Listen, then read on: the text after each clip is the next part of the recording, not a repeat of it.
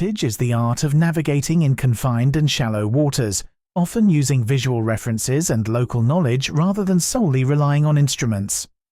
Let's break this down in more detail, point by point, to give you a clear understanding of how each technique works and why it's important.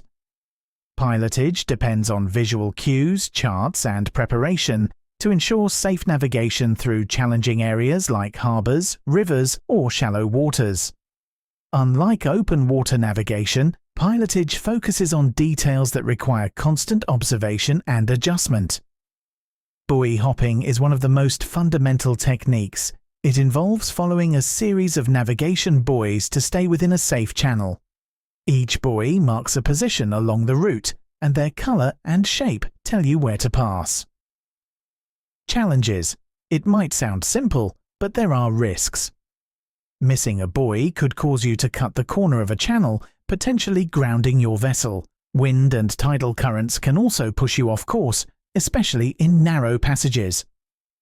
How to overcome these challenges? Always plan ahead. Write down or note the bearings and distances between each buoy. Look out for environmental factors and constantly compare your position to your plan. Keep a close visual check on the next buoy to avoid errors. Transits and leading lines provide a visual guide to help you maintain a straight course. Transits. A transit is when two objects, like a church steeple and a hilltop, line up when viewed from your position.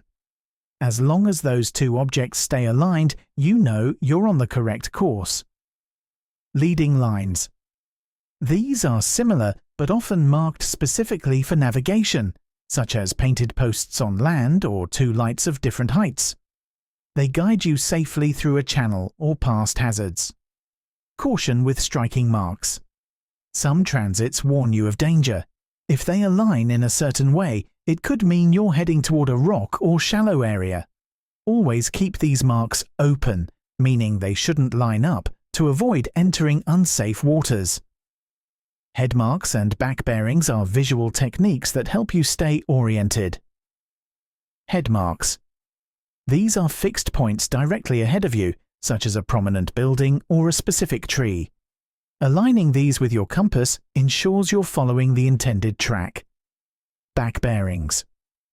These use landmarks behind you. For example, if you see a church steeple in your wake and it's positioned exactly as planned, you know you're still on course. Both techniques are particularly useful in areas where there aren't many buoys or other navigational aids. Turning bearings help you identify when it's time to change course. This is critical in areas with tight navigation. Pre-planned bearings. Before you begin your journey, identify landmarks or objects that will act as your reference points. When you reach a specific bearing relative to one of these, it's time to turn. Wheel over bearings. These are points where you start your turn to ensure your vessel stays on the correct track.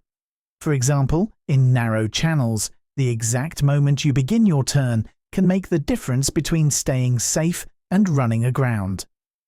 Clearing lines and contours help you avoid hazards. Clearing lines. Imagine a line drawn from a prominent landmark that just clears a hazard, like a rock or shallow area. As long as you stay on the safe side of the line, you'll avoid the danger. Clearing contours. These are based on water depth. For example, you might decide never to enter water less than 5 meters deep. Using your depth sounder and charts, you can zigzag along safe contours to avoid shallow areas. Electronic pilotage. Modern tools like GPS have made pilotage more efficient, but they must be used carefully.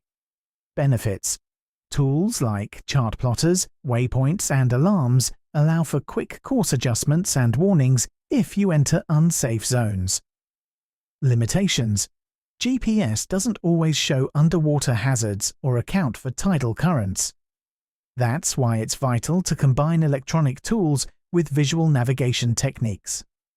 For example, boundary alarms on some GPS systems can warn you when entering restricted areas, but these systems can fail. Always have a backup plan. Busy harbours sometimes use a traffic light system to control vessel movements, especially in narrow entrances or near locks. Common signals: 3 flashing reds. Emergency: stop immediately. Fixed greens or reds. Indicate whether traffic is one-way or two-way. Additional yellow or white lights. Provide instructions for special situations.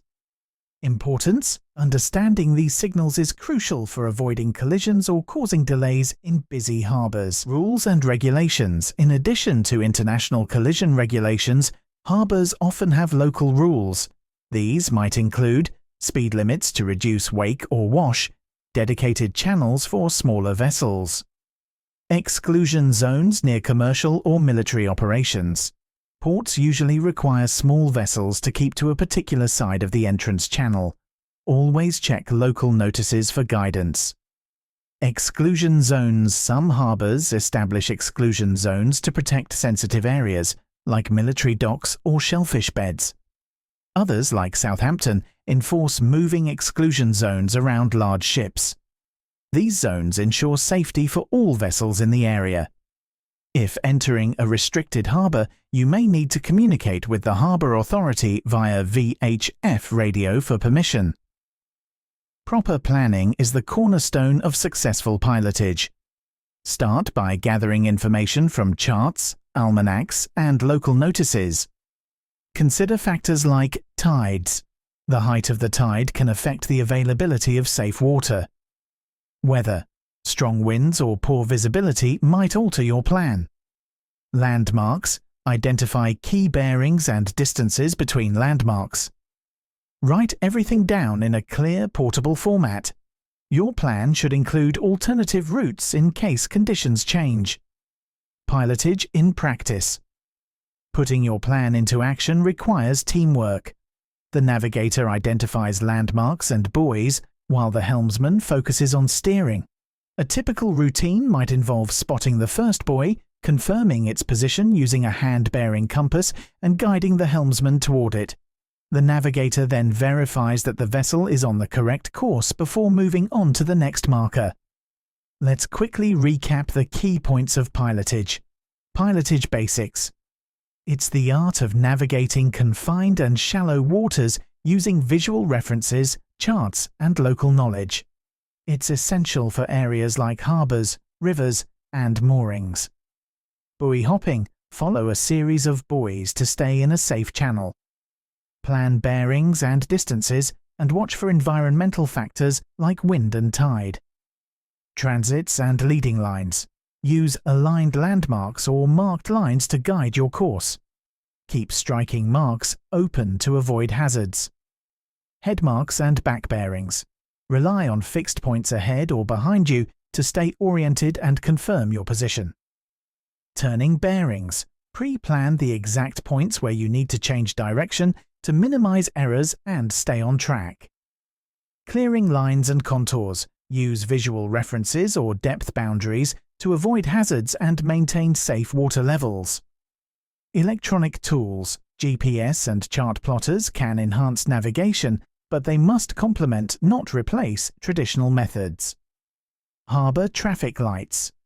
Learn the meaning of signals like flashing reds, fixed greens, and yellows to navigate busy harbours safely. Rules and regulations. Always check local harbour rules, speed limits, and exclusion zones to avoid legal or navigational issues. Planning and practice. Preparation is key. Gather information, write a clear plan, and adapt to changing conditions. Teamwork between the helmsman and navigator ensures smooth execution. By combining these techniques, thorough preparation, and environmental awareness, pilotage allows for safe navigation in even the most challenging waterways. Whether you're navigating a busy harbour or a winding river, the principles of pilotage will keep you on track. If you liked this video, make sure to click subscribe and check out the other videos in the series for a complete understanding of navigating the seas.